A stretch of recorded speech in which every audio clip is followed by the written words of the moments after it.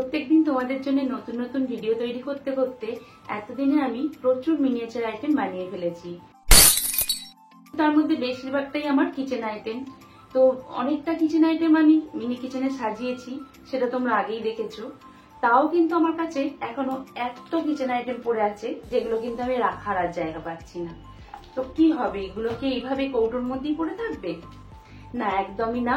এগুলোকে সুন্দর করে সাজিয়ে রাখার জন্য আমি এইরকম একটা কিচেন ক্যাবিনেট বানানোর চেষ্টা করব। আমার যে মিনি কিচেনটা আছে আমি তার মাপের ক্যাবিনেটটা করব। তো আমি সেই জন্য এই বাক্সটা নিয়েছি। তাও কিছুটা অংশ আমাকে কেটে বাদ দিতে হবে, কারণ আমার যে গ্যাসের টেবিলটা আছে সেই টেবিলের থেকে এটা একটু বেশি চওড়া হয়ে যাচ্ছে, তাই বেশ কিছুটা অংশ আমি মাপ করে কেটে বাদ দিয়ে দিচ্ছি। পিছনের দিকের অংশটা একটু খোলা খোলা লাগছিল, তাই একটু মাস্কিং টেপ দিয়ে মজবুত করে নিলাম। তোমাদের কাছে যদি মাস্কিং টেপ না থাকে তাহলে খাতার পাতাকে সরু করে কেটে আঠা দিয়ে জুড়ে দিও, একই কাজ হয়ে যাবে। এই দুটো অংশকে আগে কাটতে ভুলে গেছি, তাই পরে আমি কাটার দিয়ে কেটে নিচ্ছি।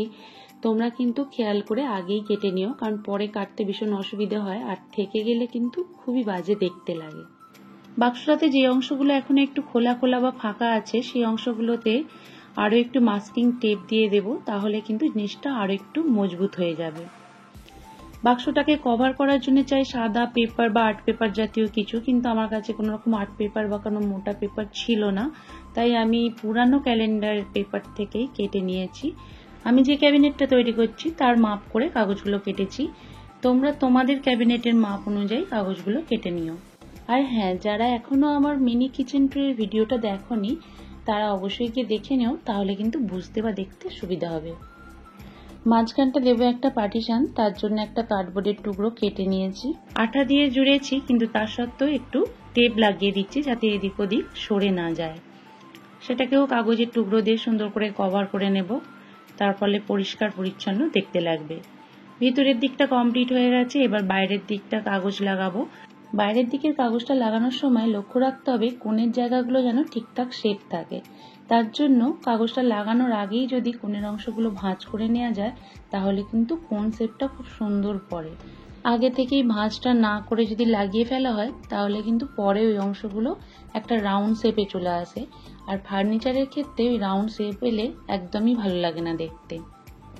সরু সরু কিছু কাগজের টুকরো কেটে নিয়ে সামনের দিকটা কভার করে দেব, তাহলে কিন্তু ফিনিশিং লুকটা খুব সুন্দর আসবে।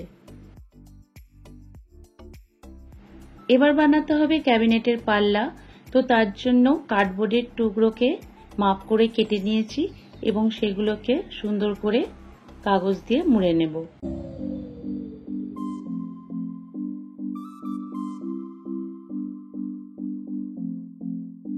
একইভাবে বাকি পাল্লাগুলোকেও তৈরি করে নিয়েছি।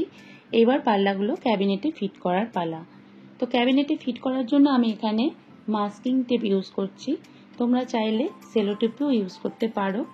এখানে মাস্কিং টেপ বা সেলো টেপ ইউজ করার কারণ যাতে পাল্লাটা খুব সহজেই খোলা বন্ধ করা যায়। এবার করে নেব কালার। তো কালারটা আমি আমার কিচেনের ম্যাচিং করে লাল কালার করছি, তোমরা তোমাদের পছন্দ মতো কালার করে নিও।